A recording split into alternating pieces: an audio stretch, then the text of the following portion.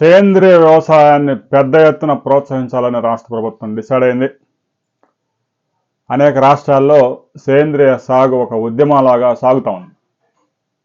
ఒకవైపు పాలేకర్ కానీ, మరొక వైపు రైతు నేస్తం ఫౌండేషను, ఇలాంటి ఫౌండేషన్స్, ఇక కొంతమంది ఔత్సాహిక రైతులు సాఫ్ట్వేర్ ఇంజనీర్లుగా చేసి జీవితం మీద విరక్తి కలిగి కొంతమంది ఆ ఉద్యోగాలు మానేసి కొంత భూమి కొనుగోలు చేసి సేంద్రియ సాగు చేస్తున్నారు. ఇలాంటి వారందరికీ ట్రైనింగ్ ఇచ్చే సంస్థలు కూడా స్వచ్ఛంద సంస్థలు పుట్టుకొచ్చాయి, రైతు నేస్తం లాంటి ఆర్గనైజేషన్స్. దీంతో సేంద్రియ సాగు అనేది ప్రతి గ్రామంలో కొంతమంది రైతులు తయారయ్యారు. ఇది మంచి పరిణామం. 1960s, 70s అమెరికాలో నుంచి నౌక నుంచి గోధుమలు దిగితే తప్ప భారతదేశంలో ఈ పొయ్యిలో నుంచి పిల్లి లేకూడదు అనే సామెత ఉండేది. అలాంటి పరిస్థితుల్లో ఎంఎస్ స్వామినాథన్ పుణ్యమా అని హరిత విప్లవం ప్రారంభించి వ్యవసాయ రంగాన్ని అయితే నాశనం చేశారు. కానీ దేశంలో 145 కోట్ల మంది జనాభా ఉన్నా కూడా అందరికీ 3 పూట్ల, ఓపిక ఉన్నోడికి 4 పూట్ల తిన్నా కూడా సరిపడినంత ధాన్యం, గోధుమలు, బియ్యం, ఆ 2 పంటల విషయంలో స్వయం సమృద్ధి సాధించడంతో పాటు ఇంకో 56 దేశాలకు కూడా ఎక్స్పోర్ట్ చేస్తూ ఉన్నారు. ప్రతి సంవత్సరం 60 లక్షల టన్నులు. ఇక పప్పులు, ఆయిల్స్ అయితే ఇప్పటికీ దిగుమతే. ఆ పప్పులు అయితే చివరికి సూడాన్ నుంచి కూడా దిగుమతి చేసుకుంటున్నారు. ఎందుకంటే వాటికి వస్తున్న చీడపీడలు, ప్రకృతి సహకరించడం లేదు. ప్రస్తుతానికి ఉన్న ఆ వెరైటీస్, పాత వెరైటీస్ దిగుబడిని ఇవ్వడం లేదు. దీంతో సూడాన్ నుంచి కందిపప్పు, బంగ్లాదేశ్ నుంచి మినపప్పు, రకరకాలుగా పప్పులన్నీ దిగుమతి చేసుకోవటం. ఇక పామాయిల్ అయితే మలేషియా నుంచో, ఇండోనేషియా నుంచో అలా దిగుమతి చేసుకుంటూ కాలం గడుపుతున్నాం.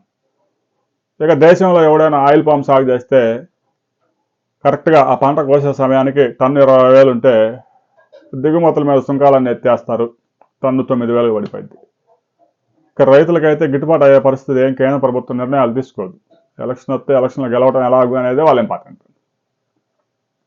ఇక రాబోయే రోజుల్లో సేంద్రియ వ్యవసాయాన్ని పెద్ద ఎత్తున ప్రోత్సహించేందుకు ఆంధ్రప్రదేశ్ ప్రభుత్వం అమెరికాలోని కొన్ని సంస్థలతో కలిసి ముందుకు సాగుతోంది. ఇప్పటికే ఆంధ్రప్రదేశ్లో 4.5 లక్షల ఎకరాల్లో సేంద్రియ వ్యవసాయం చేస్తున్నారు అని చెప్పేసి ఒక రిపోర్ట్ అయితే ఉంది. ఇక రాబోయే రోజుల్లో 5-6 సంవత్సరాల్లో ఒక 40 లక్షల మంది రైతుల్ని, అంటే ప్రతి గ్రామం నుంచి ఒక 100 మంది రైతుల్ని తగ్గకుండా సేంద్రియ వ్యవసాయం సాగు వైపుగా మరలించేందుకు వారందరికీ ట్రైనింగ్ ఇవ్వడం, వారికి అవసరమైన టూల్స్, పరికరాలు ఉచితంగా ఇచ్చేందుకు కూడా రాష్ట్ర ప్రభుత్వం సిద్ధమవుతూ ఉంది.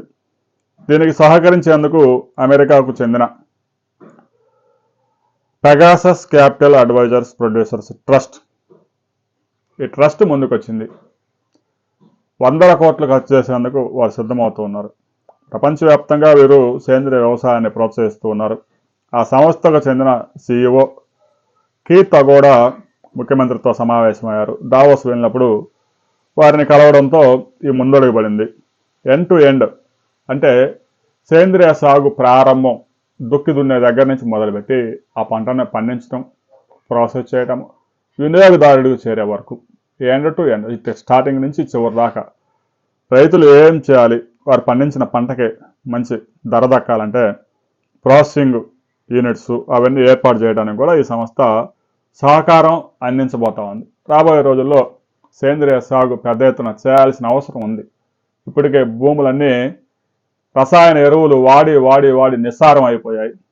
గతంలో కొత్తగా వరి సాగు చేసినప్పుడు ఎకరాకి 3 బస్తాల ఎరువులు రైతులు వేస్తే చాలా ఎక్కువ అని చెప్పేసి గ్రామం అంతా చెప్పుకునేవారు. ఇప్పుడు ఎకరాకి 10-12 బస్తాలు, 14 బస్తాలు ఎరువులు కూడా కుమ్మరిస్తూ ఉన్నారు. అంటే భూమిలో సారం పోయింది. ఇక సేంద్రియ సాగు తప్ప వేరే మార్గం లేదు. మీరు కనుక సేంద్రియ సాగు చేయాలనుకుంటే రైతు నేస్తం ఫౌండేషన్లో చక్కగా 3 రోజుల పాటు ట్రైనింగ్ కార్యక్రమాలు జరుగుతూ ఉంటాయి. నిపుణులు, మేధావులు, శాస్త్రవేత్తలు, సేంద్రియ సాగులో 15 సంవత్సరాల పైగా అనుభవం ఉన్న రైతులు కూడా వచ్చి క్లాసులు చెప్తూ ఉంటారు. ట్రైనింగ్ తీసుకోండి, చక్కగా ట్రైనింగ్ పొందండి, సేంద్రియ వ్యవసాయాన్ని విశ్వవ్యాప్తం చేయండి.